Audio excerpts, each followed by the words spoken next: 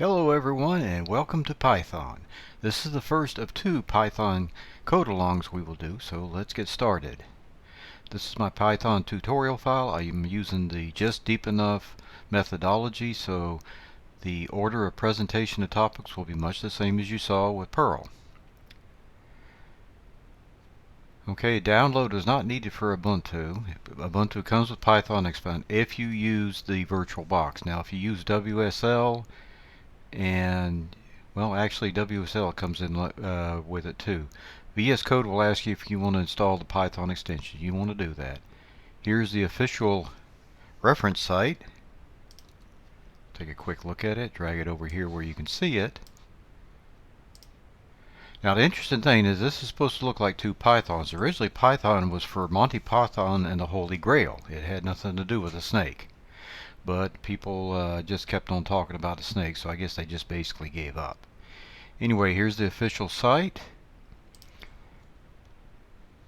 and it was invaded by Guido von Rossum in the 80s and released in 1991. And if you sit there and do your arithmetic, he's like me, he's getting on the road to retirement. Not sure who's going to pass it on to, but you never know.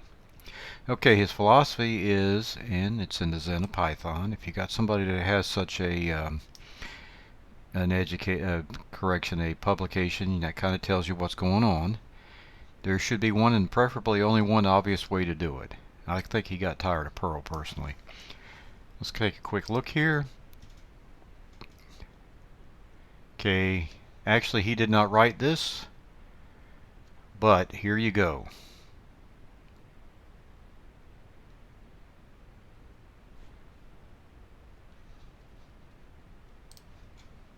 One thing that a lot of the Python developers do not suffer from is lack of convictions. Okay, programming aids, you got interpreter. You could obviously run the Visual Studio Code. Another thing that's kind of neat is the Python IDE is called idle.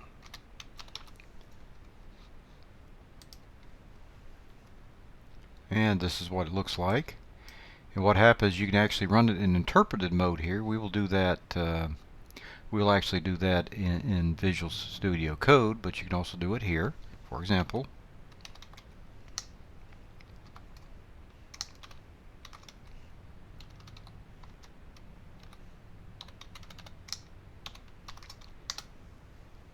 okay, and that works. Okay, there's no directives like set strict on or set warning on because this is a interpreted language. It's not a compiled language. You have a try except finally structure. This is your try catch that you may find out in Java or in C#. Okay, getting started. If you have triple single quotes, that is a multi-line comment. I use that here to keep from running this. Single line comment is the pound sign, like everything else. Grouping code, it's interesting because what you end up having to do is indent code when you start having decision structures, and we'll show those in a little bit. Okay, and it says run in interpreter mode for demo, which I will do. I'll pop up, open a terminal. Let's see if it gives me a bash terminal. It does do that because I actually remoted into bash doing the F1 and searching for it like I showed you in a little bit earlier last week. Okay, so I'm going to run these one at a time.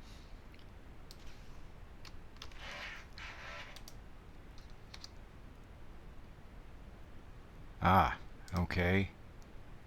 Let me get into Python first. To get into Python in the interpreted mode, you go you don't put it up here. Control Z. Okay, let's make sure I'm in the right window. Python 3. Okay, you see I have these triple greater than sign. That means I'm in the interpreted mode. Now what should happen is it should say hello world, which it does. That's neat. Now if you're going on to Stack Overflow all that and you're not paying attention to what you're getting, you may get something like this. It tells you there's missing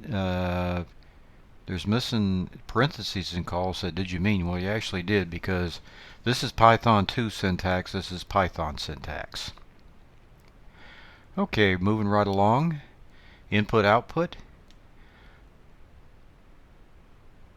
Okay, and this is print formatted. And there's single quotes here. We'll get to single quotes and double quotes in a minute. Okay, it says, what's your name?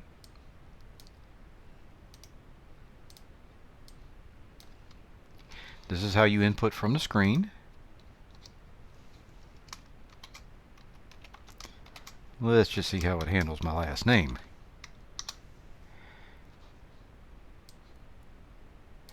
Okay, and this is how you print output to the screen, and you notice that this is how you interpolate a variable. Oh, okay, it even knows how to do that.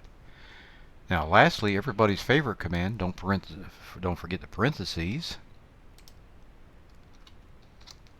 and you're out. Okay, let's see if I want to put this in. You know what, we might just put this in here. Okay, and we're talking about variables.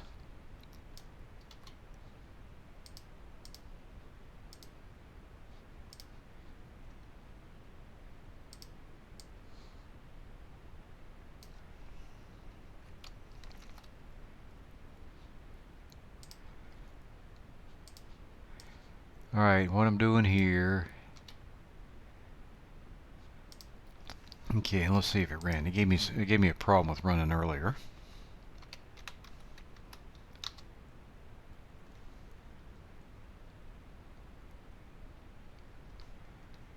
Okay, let's see. Line 6.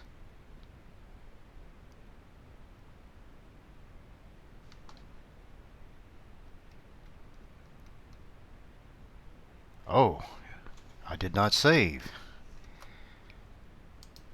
So I'm hitting Control S. Gives me the little X. There we go. Okay, 42 is a number. I say the answer is 42. Those of you that know old off-the-wall science fiction files remember that from the Hitchhiker's Guide to the Galaxy. Okay, so I print the answer, and it says the answer is 42.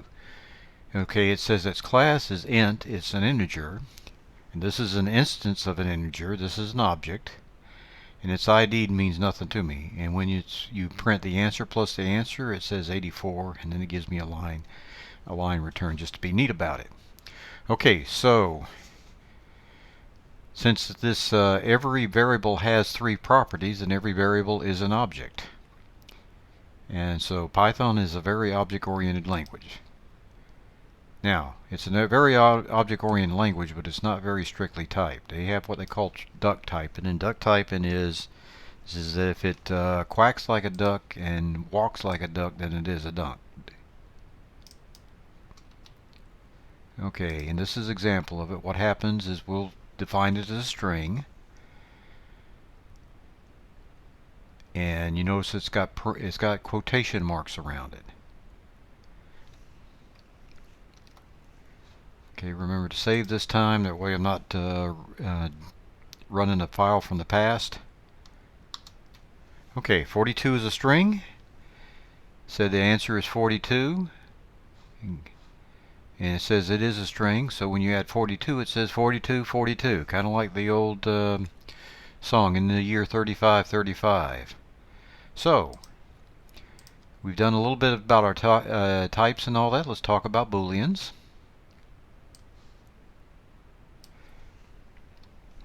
And you know they got properties too, so we'll just see how that goes. I'm going to add a little space here so I'm not right up against my shebang. Alright. And I forgot to hit save again, and it ran the last one. There we go. Okay, print true. It says it's true. The type is Boolean. False is Boolean. So true is true and false is false.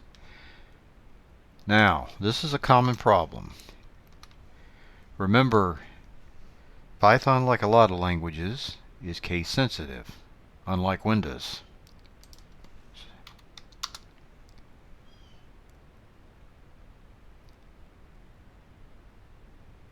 Okay, and it's trying to be helpful. It says the name is not defined. Do you mean true? Like true and false? You know, it's trying to be helpful.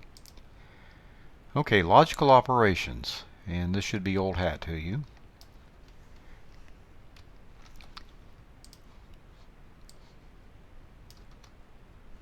Don't forget to save. Alright, true and true. Okay, and this str is where I convert this boolean to a string because, and you see the help there.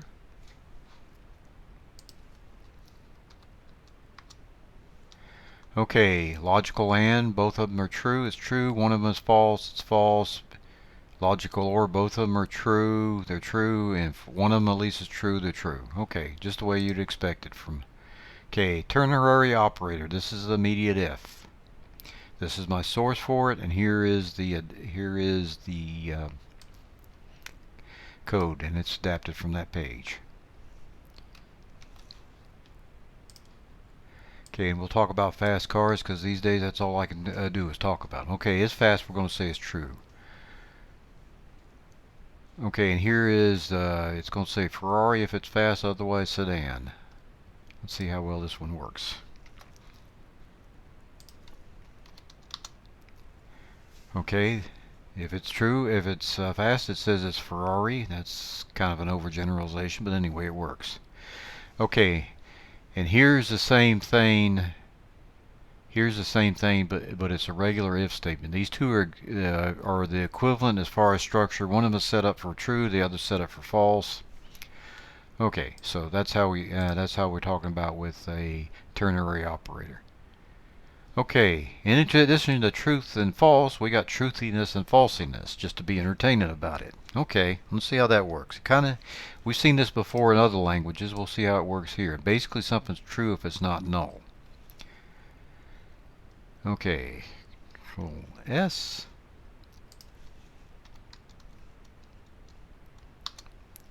Okay, if you're casting 0 as a boolean, you're changing it to a boolean, and a boolean is considered false. It's considered off, if you will.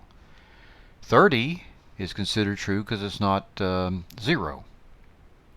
Now negative 30 you would consider to be false maybe too because it's less than 0, but no, it's true also. Only 0 is false. Okay, and then we have the string, the truth, and it's considered true. Considered. Okay, I need to correct that to considered. But anyway, a empty string, empty and 0 are considered false. It's considered false. Now, this is a string. Pigs fly is a string, and it thinks it's true because it's not empty. Whether or not the actual statement is true or not is totally beside the point. Where's my misspell? There it is. I'll push this a little later.